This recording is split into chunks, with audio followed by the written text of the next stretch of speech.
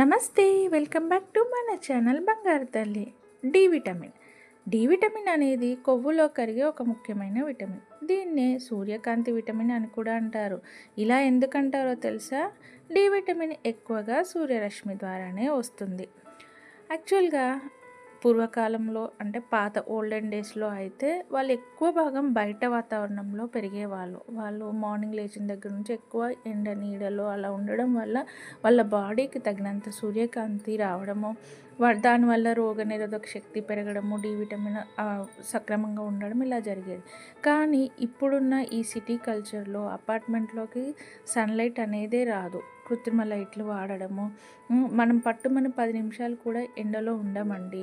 పరిగెత్తుకుంటూ వెళ్ళే life, busy schedules, ఎండలో అస్సలు నించోలేని పరిస్థితి. ఇలా డి విటమిన్ ల్యాక్ వల్ల చాలామందికి వ్యాధులు వస్తున్నాయి. సో నేను రిక్వెస్ట్ చేసేది ఏంటంటే అట్లీస్ట్ ఒక 10 నిమిషాల పాటైనా మనం ఎండలో ఉండడానికి ట్రై చేద్దాం, డి విటమిన్ని తీసుకుందాం. అలాగే ఈరోజు నా 3rd డే యూట్యూబ్ అప్డేషన్ అండి. నిన్నటికి ఈరోజుకి ఇంకో 2 సబ్స్క్రైబర్స్ అయితే పెరిగారు.